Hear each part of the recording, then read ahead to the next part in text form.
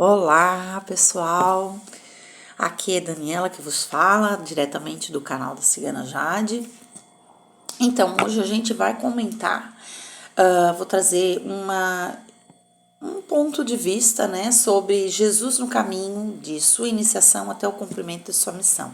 É óbvio que eu não vou conseguir falar tudo, mas eu vou dar uns spoilers, né? Isso aí são temas específicos que eu tô trazendo de palestras que eu tenho já abordadas, né? Que eu tenho. São temas de palestras que eu tenho conhecimento e que eu acabo falando, né? Então eu tô trazendo um spoilerzinho de algumas delas aqui no canal e que você pode, né, de repente se identificar. Então, o que a gente pode falar sobre Jesus, né? Quem de fato era Jesus? Quem de fato era esse espírito, né, que trouxe tanta sabedoria, tanta maestria, que 2026 anos depois, ela ainda se sobressai de uma forma muito gigantesca, que ela nos traz, assim, um sentimento de que, cara, isso é real, isso realmente existiu. Né? E se a gente for observar em todos os aspectos, assim, sobre Jesus, a gente pode ver que ele realmente foi o maior mestre, né, e educador, um dos maiores, né, porque a gente tem vários avatares aí que também trouxeram os seus potenciais, né, os seus potenciais de ensinamento, né, mas a gente está falando agora de Jesus, né. Então, ele foi um educador, né, gente? A gente pode dizer isso, né? A proficiência de grande mestre educador, né? Dos seres da Terra, né? E por que ele se incumbiu, né?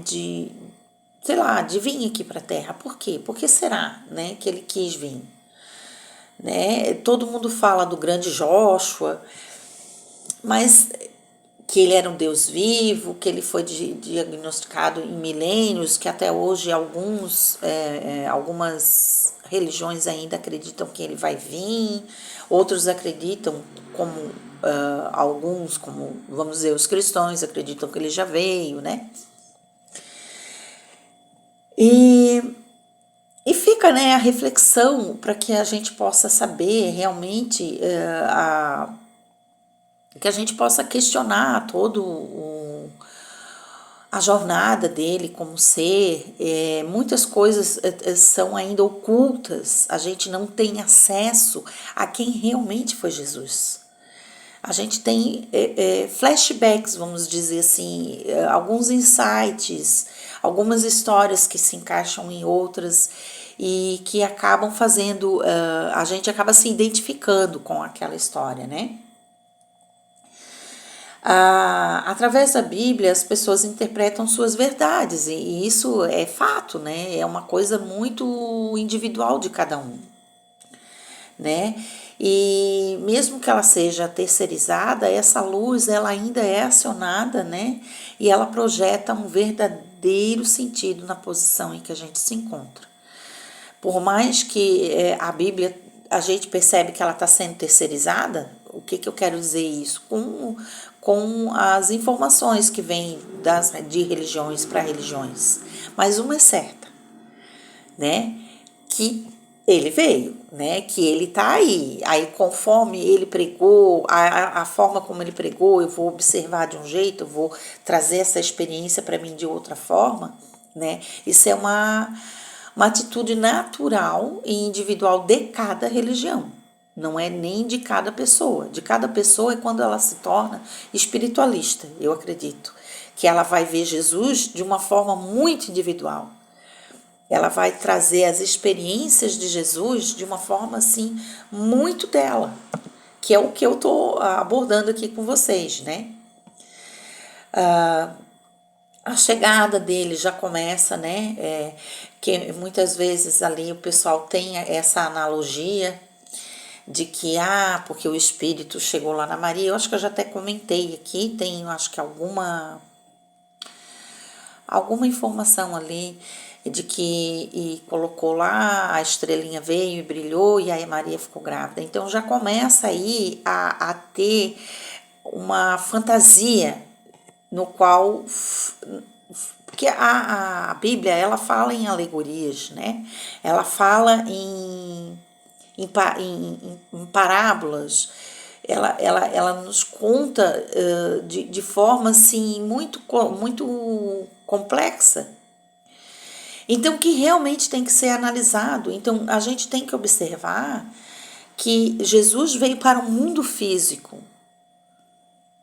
E ele vindo para o mundo físico, a concepção dele teria que ser física, né? Então, óbvio que foi colocada dentro da Bíblia essa concepção de Jesus por Maria e José ali de uma forma bem alegórica. E se a gente for observar, há vários livros espíritas, outros livros que comentam que não, que a concepção, vamos dizer, espiritual trazida por Kardec não é bem assim. Até André Luiz menciona, né, as concepções que têm um propósito espiritual muito grande, com missões extremamente extraordinárias. Então a gente sabe que se a gente está num planeta onde o corpo, a carne, né, existe a questão do gameta e do óvulo, ela vai ter que ser fecundada dessa forma, né? Hoje em dia é óbvio que existem várias tecnologias que não há mais menção de um corpo, de dois corpos estarem ali, mas de tal o quê? O óvulo e o gameta, né? Dos sexos masculino e feminino. Mas na época de Jesus não tinha essa concepção aí. Isso aí poderia até ser, de repente, pode até ser ó, uma ideia aí, ó, que Jesus foi concebido pelos alienígenas, trouxeram uma tecnologia e implantaram ali em Maria. Vai saber, né? Vai saber, mas dentro da espiritualidade há literaturas que trazem essa concepção mais mediúnica, né? De uma forma mais corpórea, né? Vai saber, né? A gente não sabe se de repente teve mesmo aí alienígenas com tecnologias e sei lá, não vai saber. A gente não tem médios aí que tem conexões com outros seres de estrelares, né? Aí fica aí, ó, um questionamento para vocês, né? Então, Jesus, então, né, passando disso aí, não vamos dialogar muito, porque é um assunto muito complexo, né? O que a gente pode ainda dizer, né? Que existe muitas controvérsias, né? Como eu estava mencionando aqui, sobre a forma física dele. A gente sabe disso, especulações que foram anunciadas durante muito tempo, como seriam suas características físicas. Isso aí é uma abordagem muito legal. É claro que eu estou falando assim um spoiler, né, gente? Porque isso é uma palestra que eu tenho e que ela abrange muito mais sobre esse fato sobre Jesus. Então, eu estou só dando um spoiler aqui de termos que eu acabo abordando na palestra, né? E esse aí sobre como Jesus veio, né? Como que ele foi concebido, eu estou comentando agora com vocês, e a questão das menções da característica física. Como a gente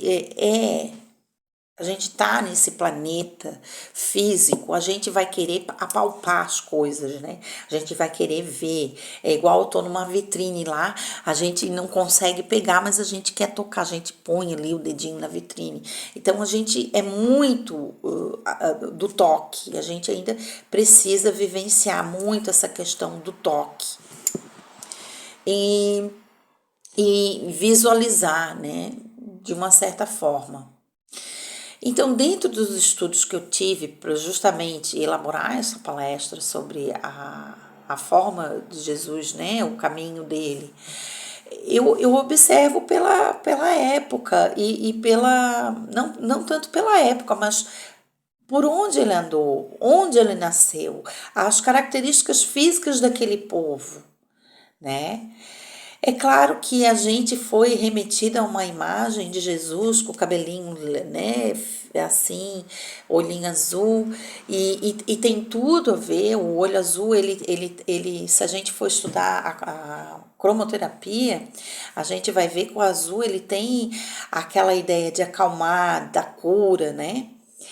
Mas se a gente também for perceber, os olhos negros, né, os olhos escuros, a cor escura mesmo, ela tem, as pessoas com os olhos escuros, ela tem uma missão muito importante dentro da Terra, porque ela veio para trazer transformações e cura. Né? Então, por aí a gente já vê que as características físicas, né, daquele povo que tinha o olho mais escuro era justamente ali o seio daquela região ali, ela tinha um propósito. Tanto é que esse propósito ele está sendo ainda até hoje é, feito de formas totalmente desequilibradas, né? O fato da energia de Jesus ter vivenciado naquela região lá desestruturou e desequilibrou muitas pessoas, né? Porque se a gente for analisar dentro de um contexto histórico, quantas guerras eles se permitiram, né, por conta da religiosidade que até hoje reverbera no próprio século XXI. Então, tudo isso eu acredito que está muito interligado lá com a história de Jesus, que Jesus veio e vivenciou ali naquele espaço físico, né? Deixa eu ver aqui se tem mais alguma informação que eu posso estar. Ah, e a família dele, né? Eu me lembro que quando eu comecei a estudar catequese, as coisas que a gente tinha, né? Cultural, né? Eu acredito que isso ainda exista, mas na minha época também tinha, né, essa questão cultural da catequese, estudar sobre Jesus e tal. E falava que não mencionava os irmãos, a família física dele. E a gente sabe que ele foi o mais velho, né? Ele foi o mais velho, porque ele foi concebido antes de Maria e José casar, então ele era o mais velho. E depois disso, Maria e José tiveram outros filhos. Mas era uma geração de filhos era uma geração de espíritos, vamos dizer assim, com ideias totalmente diferentes, né? E Jesus traz muito isso à realidade nossa, né? Essa realidade. Quantos de nós estamos reencarnados em famílias em que os espíritos estão diferenciados em evoluções totalmente diferentes da nossa? São espíritos afins, obviamente, né? Com características totalmente diferentes, com propósitos de vida totalmente diferentes. E dentro da família de Jesus tinha muito isso. Isso era verdadeiro, né? E isso pouco é mencionado, né? Dentro de um aspecto geral, né? O que mais a gente pode falar sobre, né?